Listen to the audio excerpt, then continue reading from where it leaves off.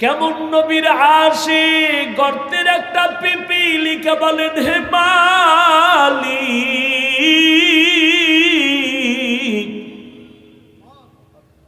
এক নজর আমাকে তোমার কাবা দেখাও, রহমতের নবীর রওজা একটু দেখাও।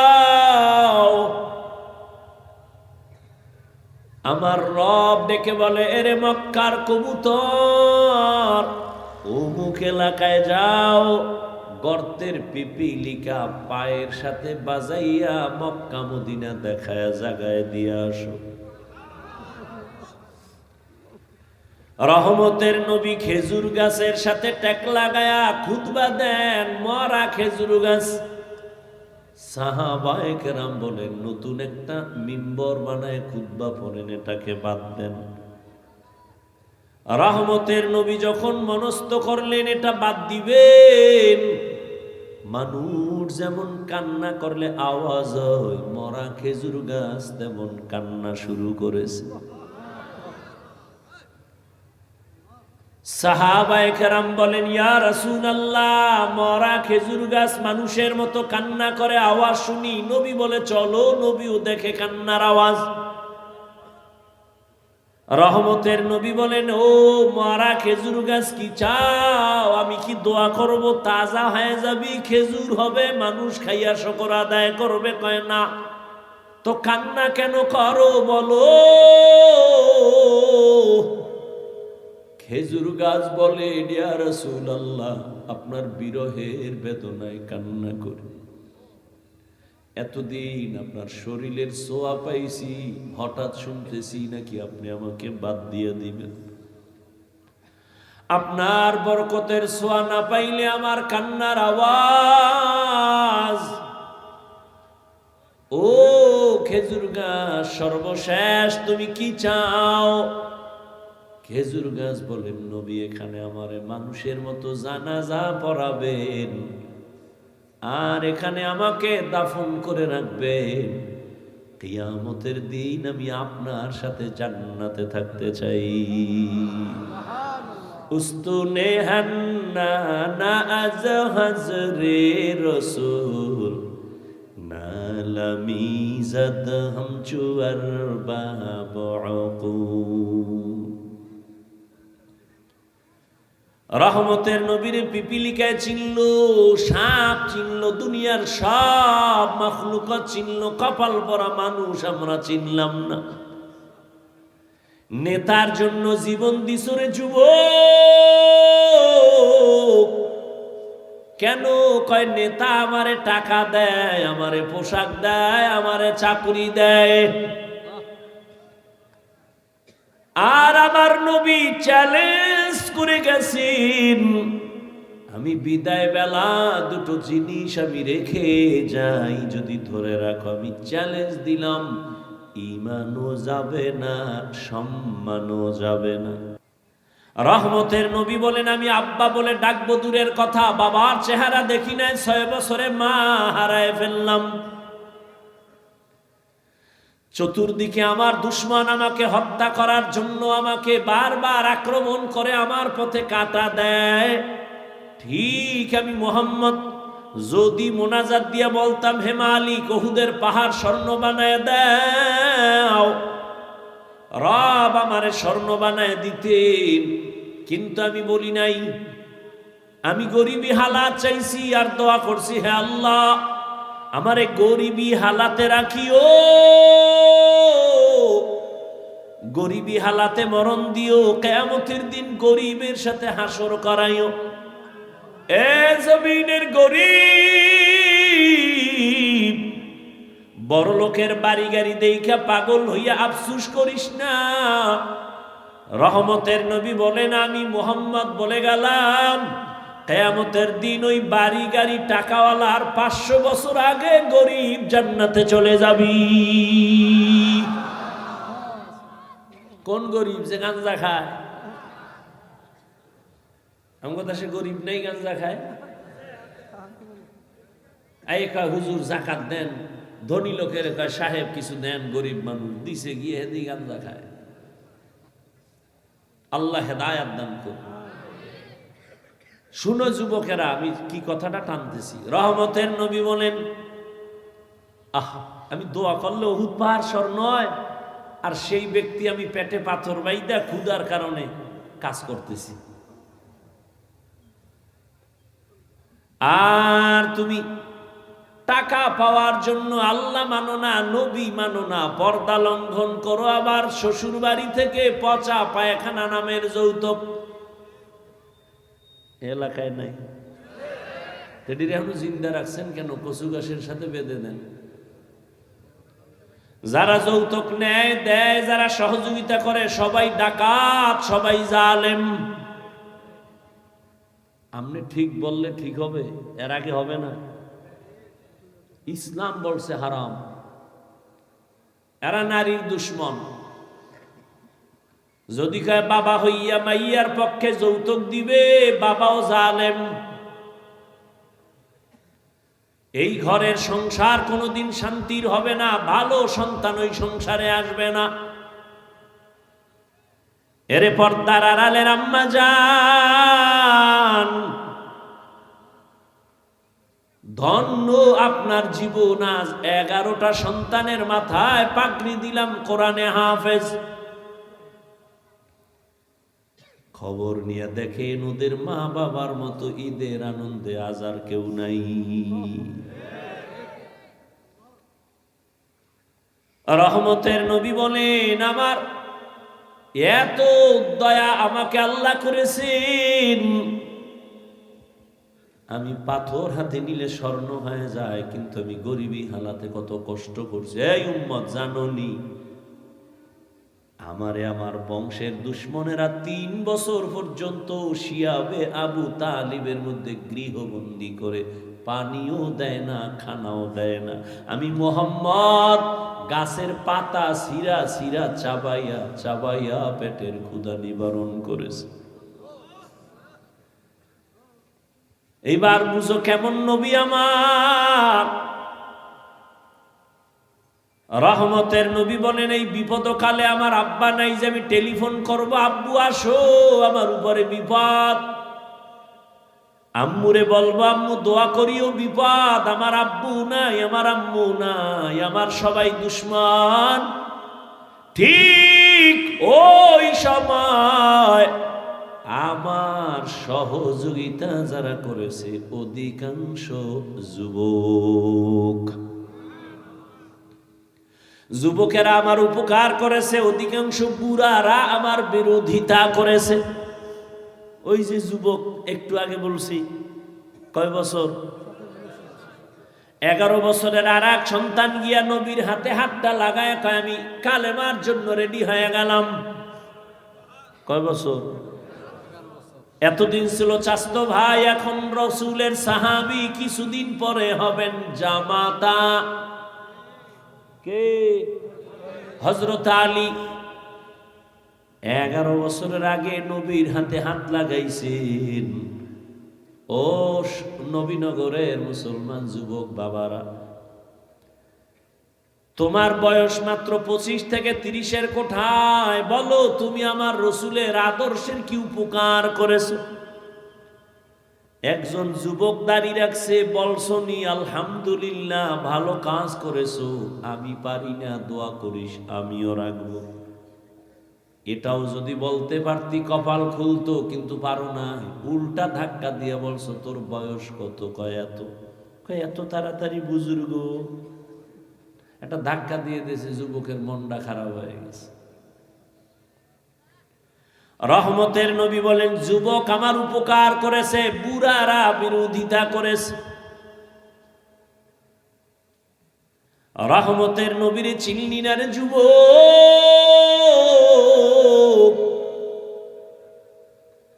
অন্তরে ভয় ঢুকছে যে হুজুরদের কথা সত্য, কিন্তু মানতে গেলে আমগো হাত পা বাধা হয়ে যাবে।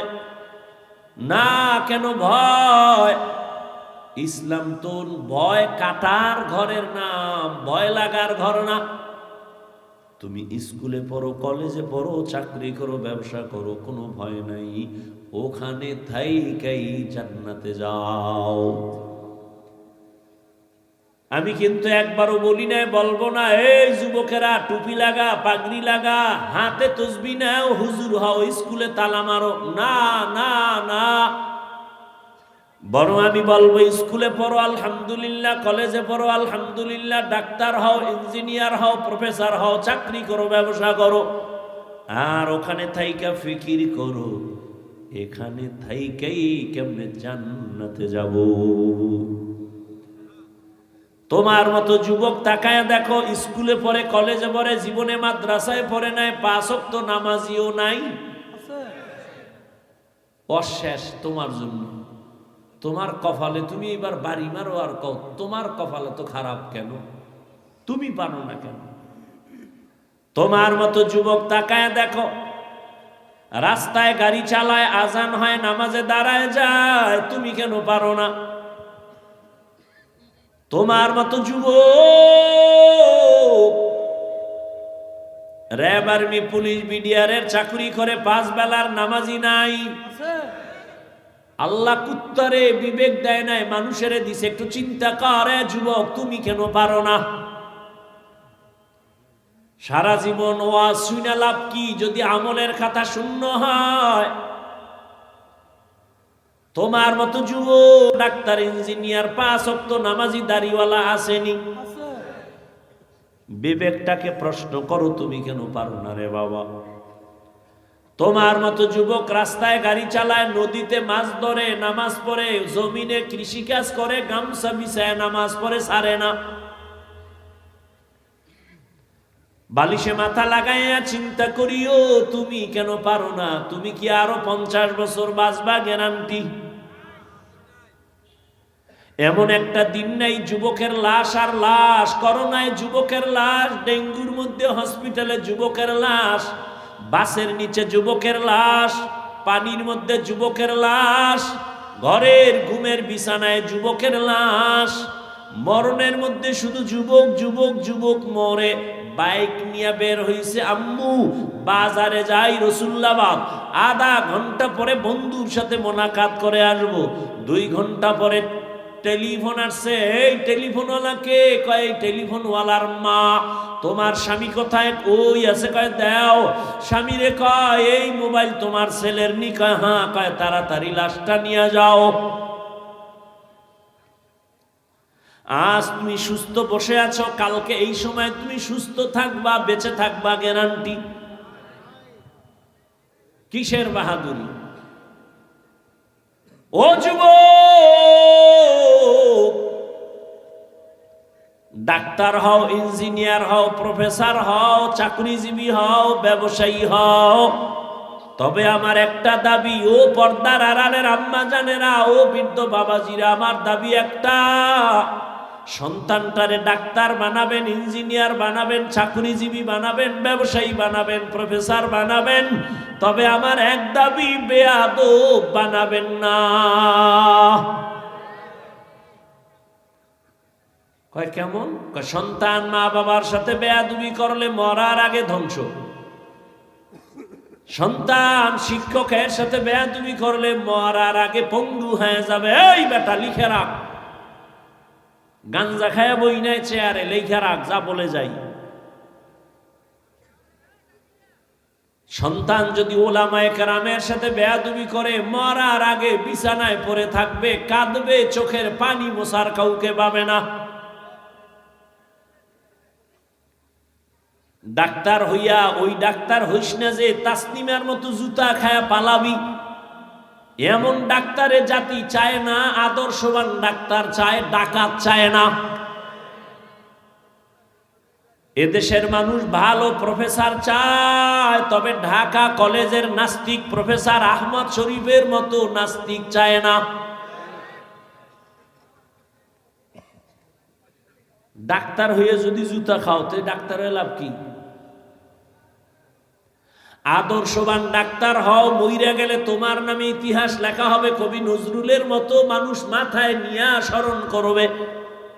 এটা কি সম্ভব না? হ্যাঁ, সারা রাত আকাম কর মোবাইলে সম্ভব।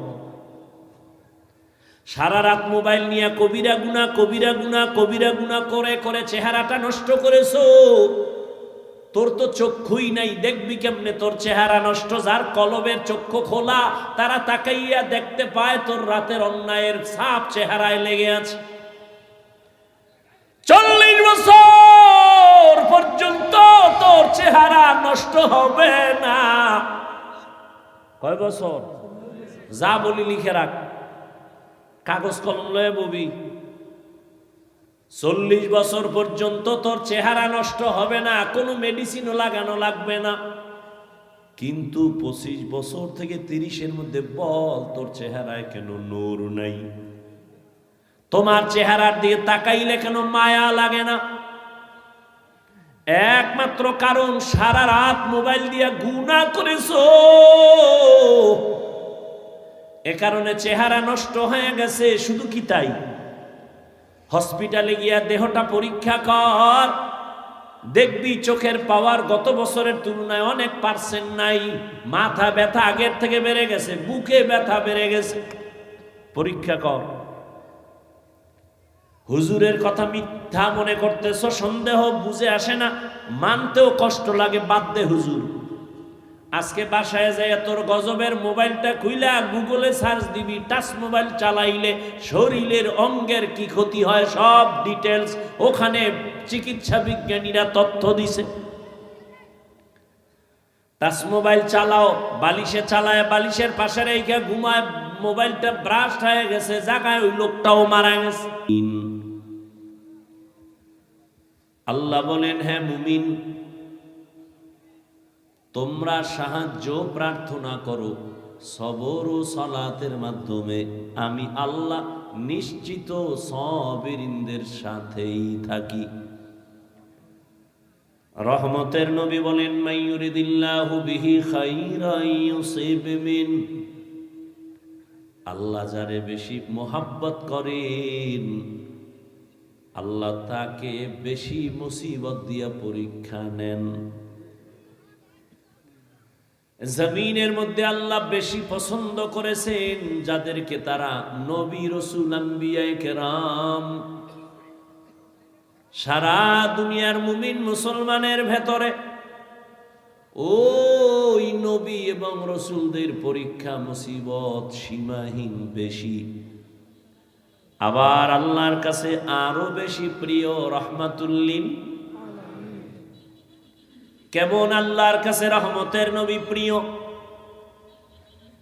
আল্লাহ বলেন, ও দুনিয়ার মানুষ, আমি মূসা নবীরেও নবী বানাইছি, আমি তিনিও আমার বন্ধু, ইব্রাহিম আমার বন্ধু, ইসমাইল আমার বন্ধু, দাউদ আলাইহিস সালাম আমার বন্ধু,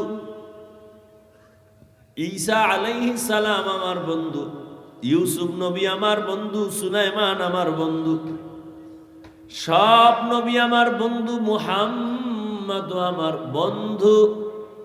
তবে ব্যবধান, সব নবী রাসূল আমি আল্লাহ তাআলার আশিক, আর আমি আল্লাহ নিজে হলাম মুহাম্মদের আশিক।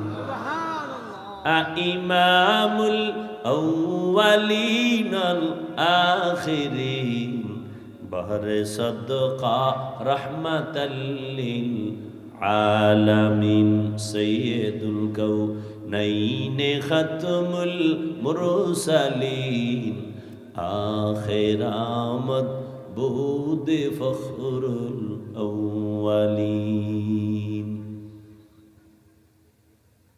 বয়ান বক্তার ইলমের কারণে হয় না, আমলের বাহাদুরিতে হয় না, শ্রোতাদের মোহাব্বত আর আকর্ষণের উপরে বয়ান আল্লাহ বের করে দেন। এটা এমন একটা জায়গা, এমন এক প্যান্ডেল যেখানে আসতেও কপাল লাগে, বসতেও কপাল লাগে।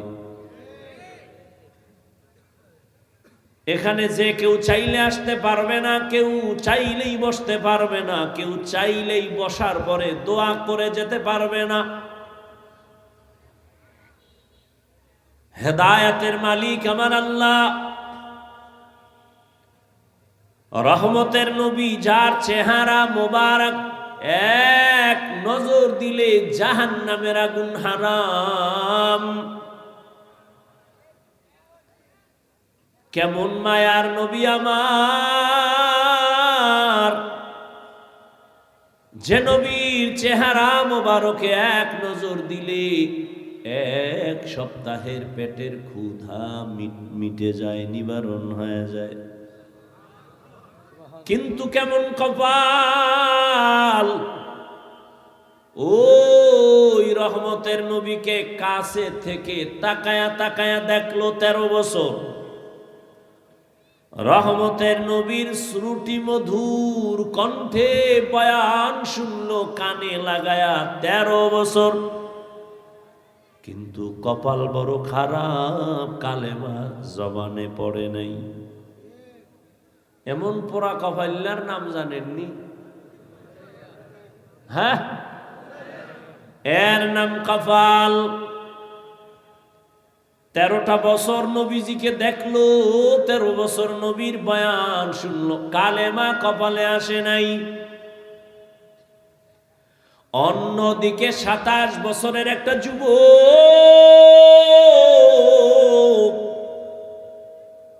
তরবারি নিয়ে যায় আমার নবীকে জবাই করার জন্য। রহমতের নবীর চেহারা দেখে তরবারি ফালায় কয়, রহমতের নবী আমারে কল্লাটা তরবারি দিয়া কেটে দেন, তবে কল্লা কাটার আগে আমাকে কালেমার রশি গলায় পড়ায়া দেন। ওগো নবীর উম্মতেরা,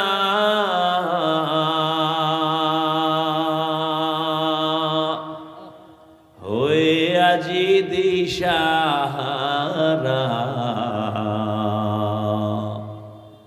কোরআন হাদিসের চলো যখন যাহা চায় মনে, নবী বিনে কে তরাবে পুলসিরাত মিজানে, নবী বিনে কে তরাবে পুলসিরাত মিজানে।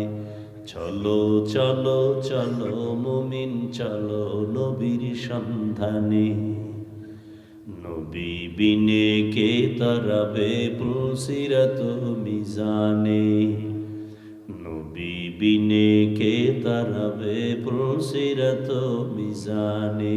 খারাপ লাগে ও? উম্মতের কান্ডারি নবী,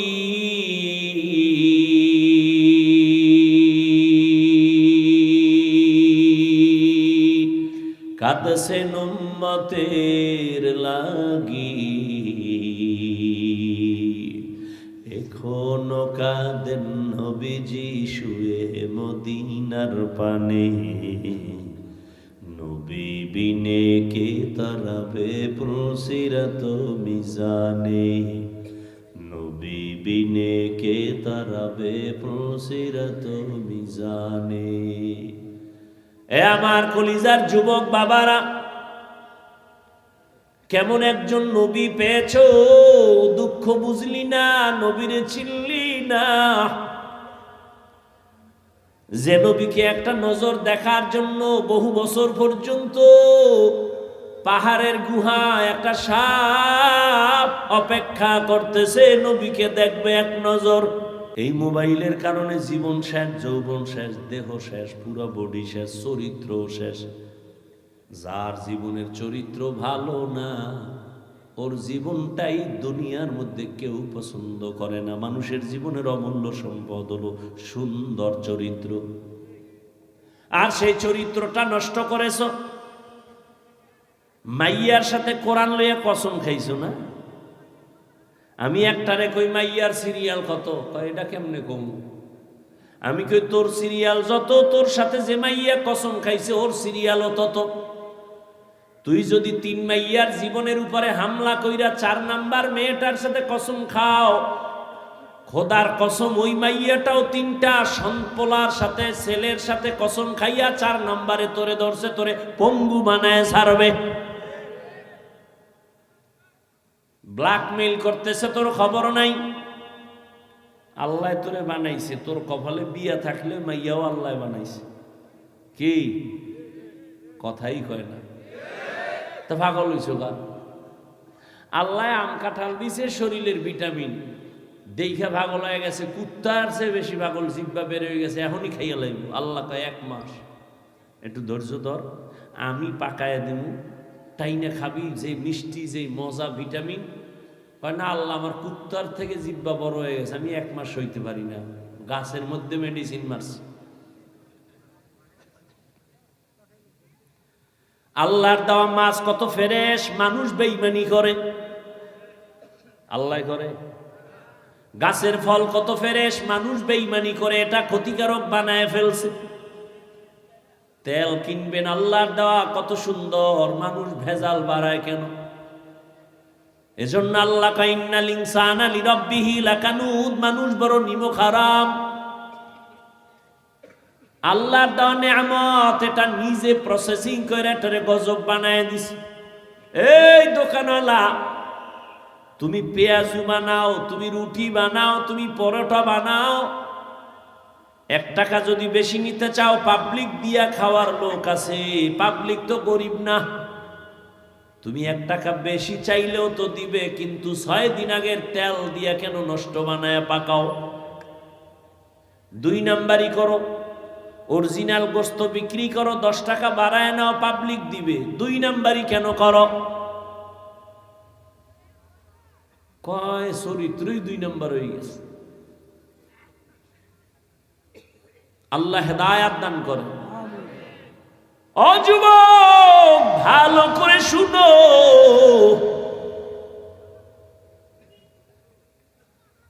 আল্লাহর এক বান্দা, আমি বয়ান লইছি, একদিক যাইতেছে আর একদিক যাইতেছে, আমিও যাইতেছি, কারণ আমি আল্লাহর উপরে ভরসা করে বয়ান করি। শুরুতেই বলছি আপনাদের মোহাব্বতের উপরে বয়ান হবে,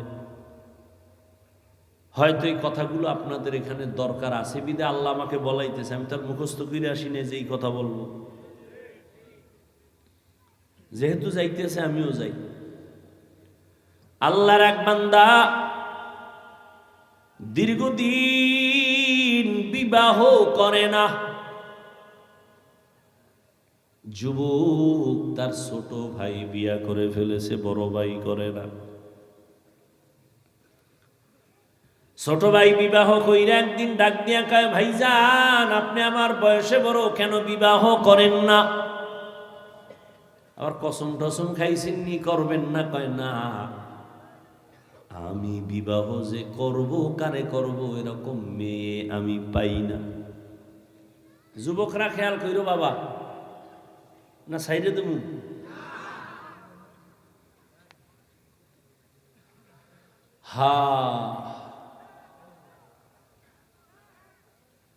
বড় ভাই বলে আমি মেয়ে পাই না। ছোট ভাই ভাবছে বোধহয় সব গরিব সম্ভ্রান্ত পরিবারের একটা মাইয়া দরকার, সুন্দরী, ডানা কাটা ভরি। কি কাটা ভরি? ডানা কাটা ভরি বিয়া করবে। ঠিকই ডানা কাটা পরি আসার পরে ঘরে আইসেই কয়, তোর মায়ের ডানা ভালো না, কাট। মায়েরটা কেটে দিছে, ডানা কাটা ভরি।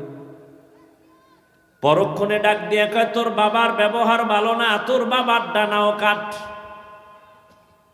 ওই আস্তা বোকা স্বামীটাই বলে, এখন কি করব? কয় গ্রাম সাইডা শহরে চল, ফ্ল্যাট বাড়ালো।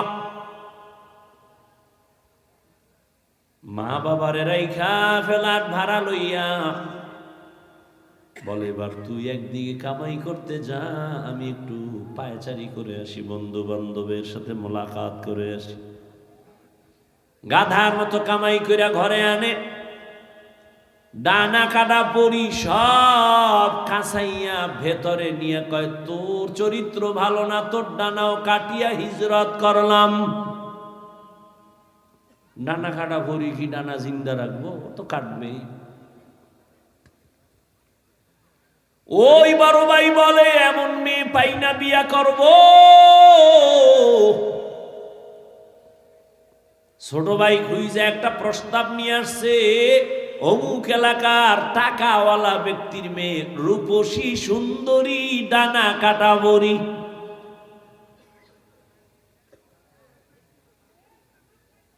বড় ভাই রেগিয়া কয়, ভাই আলহামদুলিল্লাহ পাইছি জাগা মতো। জাতের মাইয়া একটা পেয়ে গেছি, টাকাওয়ালার মেয়ে। বড় ভাই ডাক দিয়া কয়, গরিবের মাইয়া বিয়া করব, তবুও ডানা কাটা পরি আমি বিবাহ করব না। কথা কি চাও, খুইলে খাও। বড় ভাই কয়, আমি এমন একটা মেয়েকে আমি আমার জীবনের আপন স্ত্রী বানাতে চাই, যে আমার ডান হাতটা ধইরা আমাকে জান্নাতের মধ্যে পৌঁছায় দিবে। তুমি কি নিয়ত করছো? বিয়েই তো কপালে নেই, নিয়ত করে লাভ কি? যেই পরিমাণ অন্যায় করো মোবাইলে, তো বিয়া নাই। আর থাকলেও তো বউ পাবি না, জল্লাদ পাবি, জল্লাদ লিখে রাখিস। এক জল্লাদ জুতা দিয়া বাইরে সাইডার ঝাল মিটাই দিবে, টের ভাবি কত ধানে কত চাল। আল্লাহ আমার কলিজার প্রত্যেকটা যুবককে হেদায়াতের দৌলত দান করেন। আপনারা উঠেন কেন? কি ব্যারাম? কি উঠার ব্যারাম থাকলে ঢুকছেন কেন? ওই রাস্তায় বেয়ে বিড়ি টানতেন আর বয়ান শুনতেন। হ্যাঁ, তো ওই বিড়ি টাননেওয়ালাগুলোকে মাইকটা নাই দিছে। প্যান্ডেলে ঢুকে এরকম উল্টাপাল্টা করেন কেন? কত আলেম বসা আছে এখানে, কত দাড়িওয়ালারা, এদেরকে ডেঙ্গিয়ে ধাক্কাইয়ে বের হন, ভয় লাগে না? কেন ডিস্টার্ব করেন? নিজের কপালও পুরেন, অন্যের কপালও পুরাবার জন্য অপচেষ্টা করেন। কার বরদোয়া লাগছেনি কপালে আল্লাহ জানে।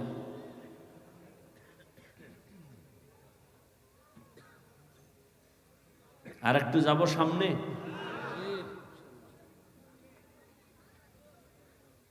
ছোট ভাই কয়, তুমি এই রুম মাইয়া খুঁজো, তোমার কপালে বিয়া নাই।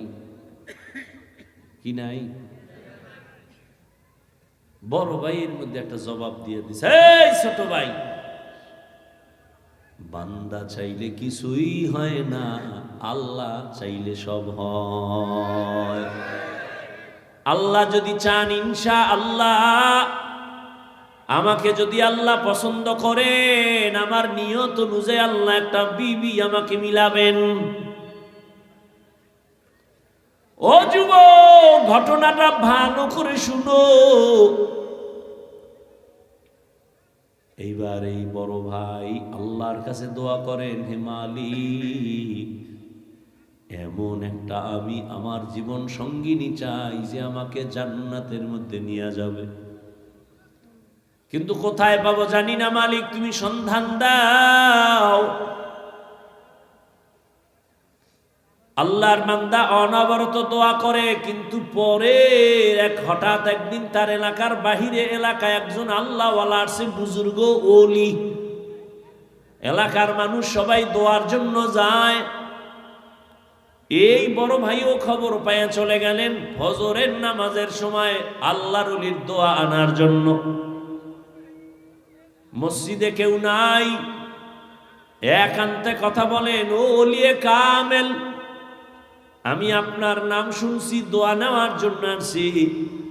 আমার জীবনে একটা বিবাহের জন্য একটা মেয়ে খুঁজি যে আমাকে জান্নাতে নিবে, দোয়া করবেন।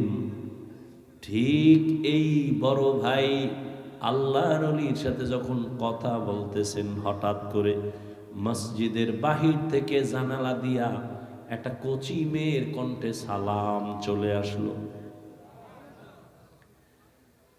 আসসালামু আলাইকুম হযরত জি, কেমন আছেন? কে তুমি? বলে, আমি এলাকার এক গরিব ফ্যামিলির কন্যা সন্তান, দোয়ার জন্য আসছি। ও মা, তোমার বয়স কত? বলে, এত, বিবাহ হয়েছে কি? কয় না। কেন হয় না? বলে, জমিনে আমি স্বামী পাই না। কেমন স্বামী চাও?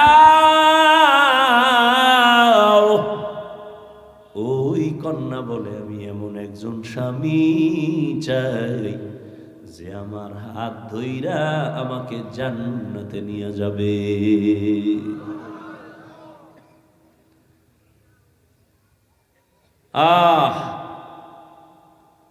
পুরুষটাই বলে, এমন একজন বউ চাই যে বউ আমার হাত ধরে জান্নাতে নিবে।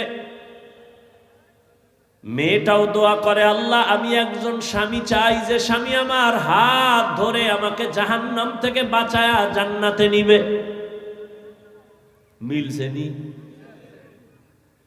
হুজুর বলে, মা আমি যদি প্রস্তাব দেই মানবানি? বলে, আমি জীবনটাকে ধন্য মনে করব, আপনার প্রস্তাব আমি প্রত্যাখ্যান করব না। এবার হুজুর প্রস্তাব দিলে নেই, ভাইয়ের সাথে ওই মেয়ের বিবাহের বন্ধন হয়ে গেল।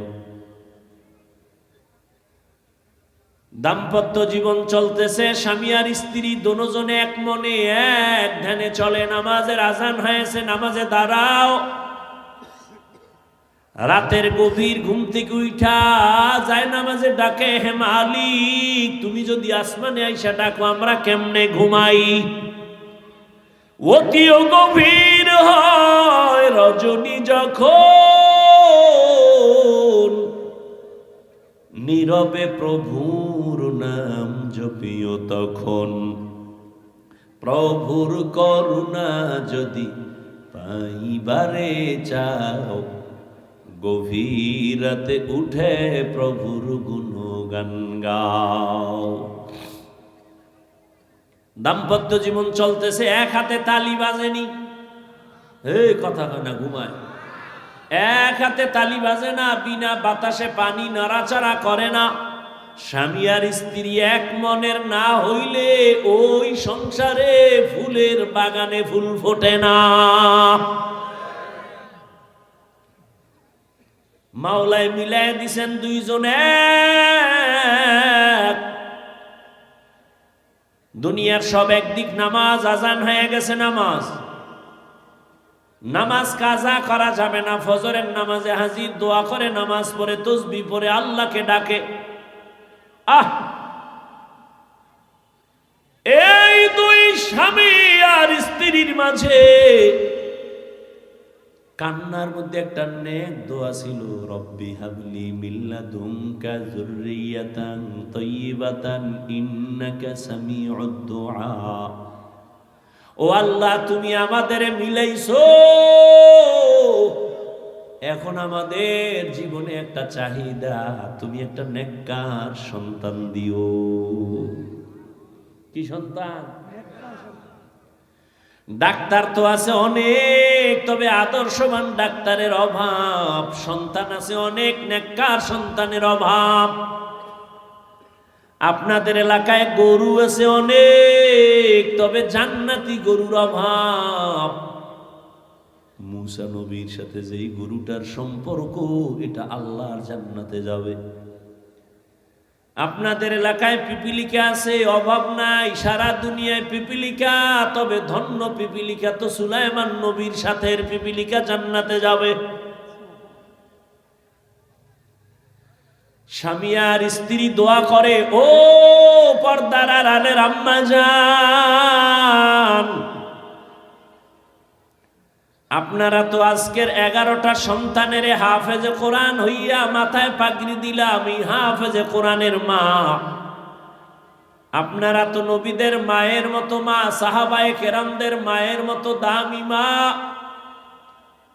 আপনারা তো খাদিজা রাদিয়াল্লাহু আনহার মতো নারী, ফাতেমা রাদিয়াল্লাহু আনহার মতো নারী, আয়েশা রাদিয়াল্লাহু আনহার মতো দামি নারী, ইসমাইল নবীর মা হাজেরা আলাইহা সালামের মতো দামি নারী, ঈসা নবীর মা মারিয়াম আলাইহা সালামের মতো দামি নারী। এ জমিনে চিহ্নিত বেঈমান ফেরাউন আল্লাহর জান্নাতে যাবে না, আল্লাহর সাথে চ্যালেঞ্জ দিয়া নিজের খোদা দাবি করেছে। ওই বেঈমানের ঘরে তার আপন স্ত্রীর নাম কি? ও আম্মা জানেরা, ওই বেঈমান ফেরাউনের ঘরে আসিয়া, কত বড় পাওয়ার আলা ফেরাউন, কত বড় টাকাওয়ালা, কত বড় ক্ষমতাধর, তার ঘরের স্ত্রী আসিয়া আমার আল্লাহর এমন আশেকা। রহমতের নবী বলেন, কিয়ামতে জান্নাতে আসিয়ার সাথে আমি মুহাম্মদের সাথে বিবাহ হবে। সুবহানাল্লাহ। না কেমনে আইব? সারাদিন গালি মিথ্যা যেই জবানে, গিবত জবানে, সুবহানাল্লাহ আইব কেমনে? অতল হইয়া গেছে। ফজরও পড়ে নাই, জোহর পড়ে নাই, আসর পড়ে নাই, মাগরিব পড়ে নাই, এশা পড়ে নাই, আশেকে রসুল বয়া রইছে, ফজরেরও খবর থাকবে না। আশেকে রসুল, তোমরা গাঞ্জা খাইয়া দাড়ি খাইটা নামাজ বাদ দিয়া আশেক হইলে ভণ্ডকে আমরা। তাই তো, তোমরা যদি গাঞ্জা খাইয়া আশেক হও তো আমরা ভণ্ড। আল্লাহ হেদায়েত দান করে। এরে আম্মা জানেরা শুনেন, আসিয়া কত বড় বেঈমানের ঘরে থাইকা আমার আল্লাহকে আপন করে নিয়েছেন। পরিণাম ফলে আল্লাহ আসিয়াকে জান্নাতের ছবিটা দেখাইয়া কবরের রূহটা জান কবজ করেছেন। এরে আম্মা জান, আপনার স্বামী তো ফেরাউনের মতো খারাপ না রে মা। আপনার স্বামী তো নামাজকে সমর্থন করে। আপনি যদি একটু বুঝাইতেন আর দোয়া করতেন, নামাজ পড়তেন, আর স্বামীকেও বুঝাইতেন নামাজ পড়তো। আপনি যদি আপনার স্বামীটারে বুঝাইতেন, ও স্বামী আমার, মা বাবার মায়া ত্যাগ করে তোমার ঘরে আসি, না খাইয়া থাকলেও আসি, খাইয়া থাকলেও আসি, তবে আমার দাবি জীবনে যা পাও হালাল ভাবে ঘরে আনিও, অবৈধ টাকা, কখনো হারাম টাকা ঘরে আনবা না, আমার দাবি। হারাম টাকা খাইয়া রক্ত নাপাক করব না, সন্তানের রক্ত নাপাক করব না। আম্মা জান যদি বুঝাইতেন, এমন কোন স্বামী ঘরে হারাম কামাই নিয়ে আসতে পারতো না। এরে আম্মা জান, নামাজ পড়ে পড়ে যদি দোয়া করতেন, আপনার স্বামীর অন্তর আল্লাহর দিকে চলে যাইত। আর যেই স্বামী আল্লাহকে ভয় করে, ওই স্বামী স্ত্রীকেও মোহাব্বত করে, জুলুম করে না। ওই স্বামী আর স্ত্রী দোয়া করে, আল্লাহ দুইজনের আল্লাহ তুমি মিলাইছো, এখন একটা দাবি, তুমি একটা নেককার সন্তান আমাদের দান করো। দোয়া কবুল হয়ে গেছে।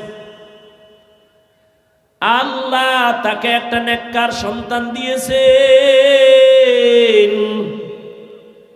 ওই সন্তান আদর্শ মা তাকে দিয়া বড় বানাইছেন।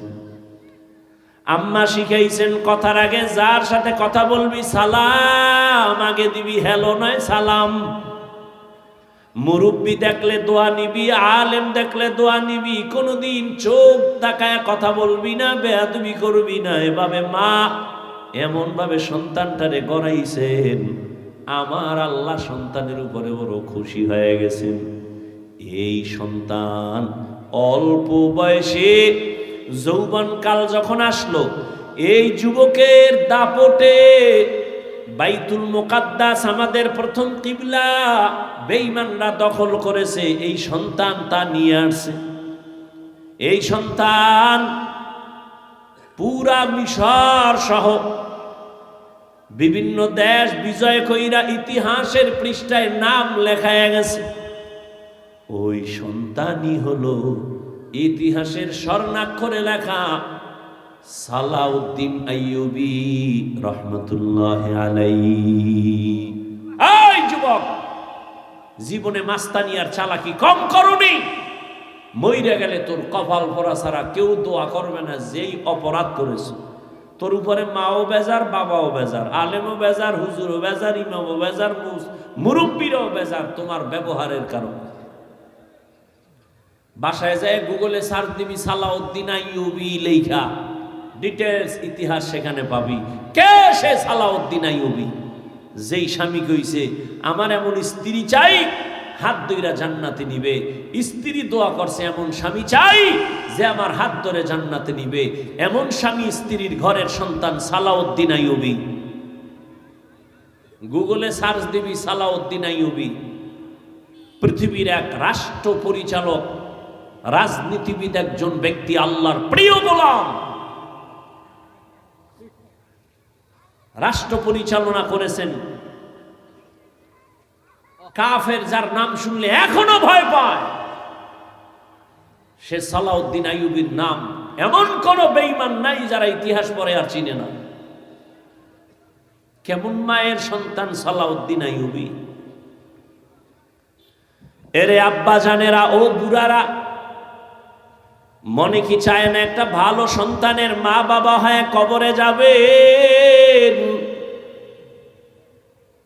আর সন্তানকে ভালো বানাতে হলে আগে নিজেকে ভালো হতে হবে। ভালো ফল খাইতে চাইলে ভালো গাছ লাগাতে হবে। ভালো গাছ থেকে ভালো ফল আসবে। ভালো আদর্শের মায়ের থেকে সন্তান ভালো আদর্শ শিখবে। স্বামী আর স্ত্রী দুইজনে ঝগড়া করে, গালাগালি করে, মাঝখানে সন্তান দেখে আর শিখে। এরম মা বাপ নাই? অভাব নাই। ও নবীর আশিক ও যুবক, হেদায়েতের মালিক আমার আল্লাহ। স্কুলে পড়ো, কলেজে পড়ো, চাকরি করো, ব্যবসা করো, তবে অন্তর থেকে পিছনের গুনাহ থেকে তওবা করো আর আল্লাহকে মনে মনে বলো, আল্লাহ জীবনে তো নবীরে কষ্ট কম দেই নাই। যেই নবীর জন্য পিপিলিকা পাগল, যেই নবীর মোহাব্বতের জন্য গর্তের সাপ পাগল, বনের হরিণ পাগল, আমি মানুষ হইয়া কেন একটু নবীর আশিক হতে পারি না? মদিনাতুল মুনাওয়ারায় দীর্ঘ 70 বছর রহমতের নবীর একজন আশিক ইমাম মালিক মদিনায় থাকে, কিন্তু জুতা পায়ে পড়ে না, বেয়াদবি হবে। আর আপনারা কি করেন? অজু কইরা ভিজা জুতা লইয়া মসজিদে ঢুকে যায়। জুতার পানি মসজিদে পরে, কেউ ধমক দিলে দেয়, উল্টা ঝগড়া লাগায়। আছে না নাই? আর ইমাম মালিক জুতা পরে না। রসুলের মোহাব্বত, নবীর কদম কোথায় পড়েছে, আমি কোথায় জুতা লাগাবো? মদিনা যাইতে পারলাম না, মদিনা দেখতে পারলাম না, মদিনা যাইতে পারলাম না।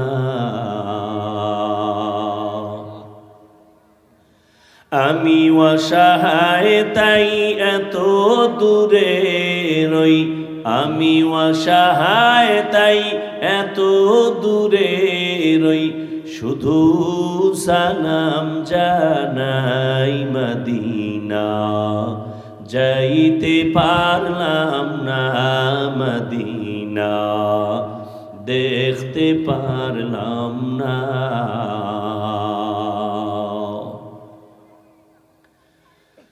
মদিনা নাম কত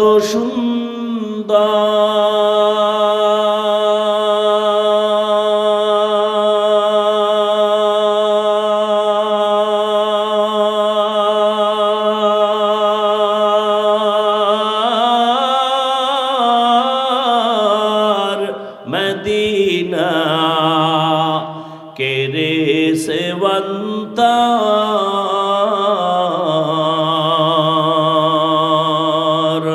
পাখির নাই ডানা থাকলে, পাখির নাই ডানা থাকলে যেতাম মদিনায়, মদিনা যাইতে পারলাম না, মদিনা দেখতে পারলাম না, মদিনা যাইতে পারলাম না।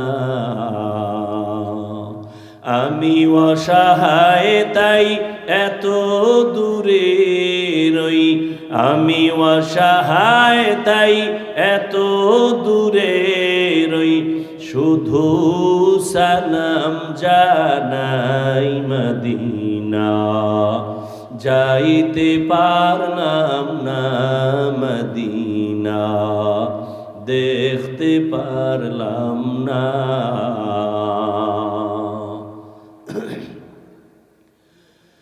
আরবেরে উবাল হাওয়া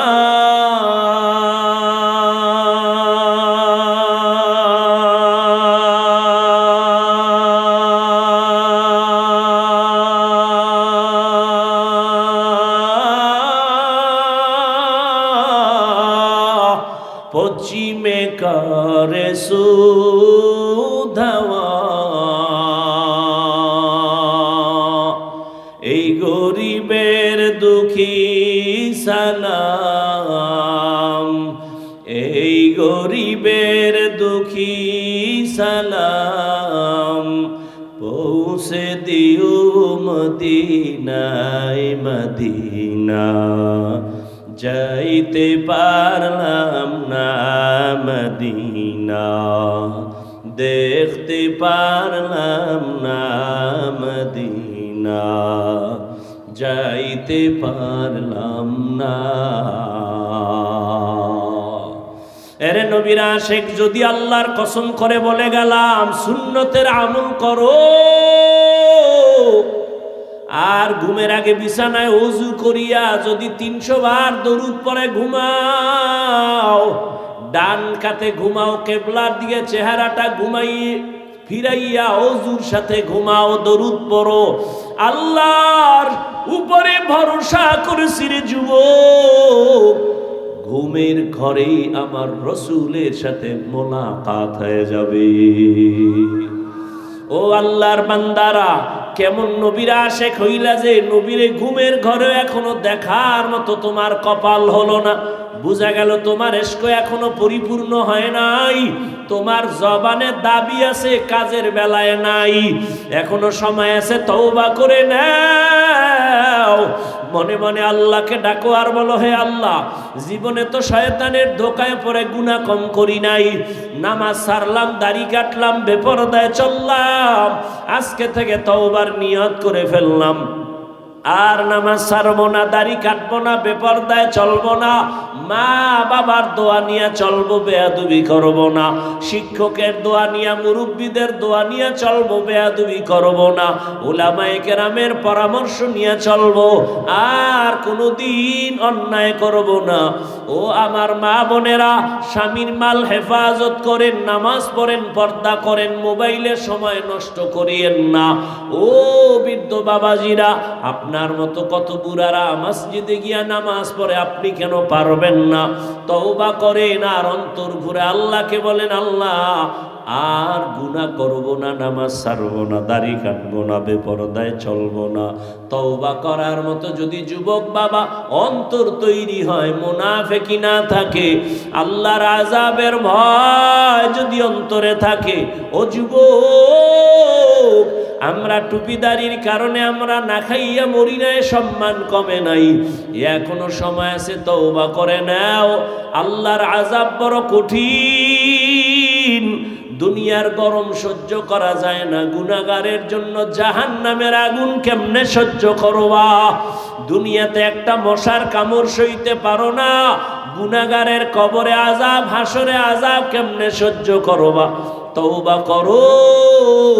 রিজিকের মালিক আল্লাহ, হায়াতের মালিক আল্লাহ, ইজ্জতের মালিক আল্লাহ।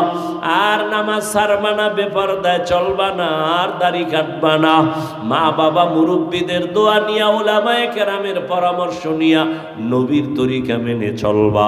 তওবা করার মতো যদি কারো অন্তর তৈরি হয়ে থাকে, মুনাফিকি না থাকে, যাদের নিয়তটা খাঁটি আছে, তারা দুটো হাত আল্লাহকে দেখায়া দেন, আয় আল্লাহ আমাদের হাত কবুল করেন, তওবা কবুল করে নেন, তওবার উপরে মজবুত হইয়া চলার মতো তৌফিক দান করেন, আমিন।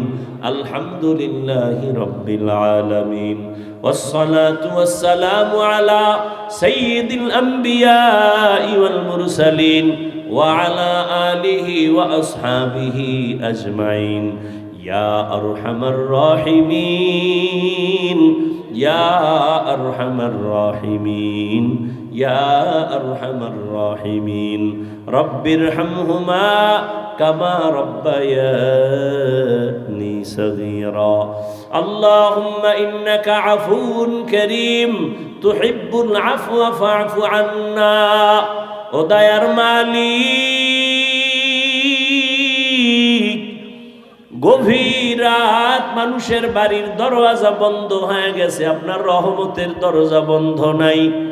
ও আল্লাহ, কত উলামায়ে কেরাম, কত মুরব্বী হাজী সাহেব, কত ব্যবসায়ী চাকরিজীবী, কত যুবক, কত ছাত্র ভাই, পর্দার আড়ালে কত মা বোনেরা হাত তুলেছি। আমরা গুনাহগার, শয়তানের ধোকায় পড়ে গুনাহ করেছি। আজ আবার তওবার নিয়ত করেছি, আর গুনাহ করব না, আর নাফরমানি করব না, আর দাড়ি কাটবো না, নামাজ ছাড়বো না, বেপরদায় চলবো না, মা বাবার সাথে বেয়াদবি করব না, উলামায়ে কেরামের পরামর্শ নিয়া নবীর তরিকা মেনে চলবো, মুরব্বী শিক্ষক তাদের দোয়া নিয়ে চলবো। আয় আল্লাহ, আমাদের তওবা কবুল করে নেন।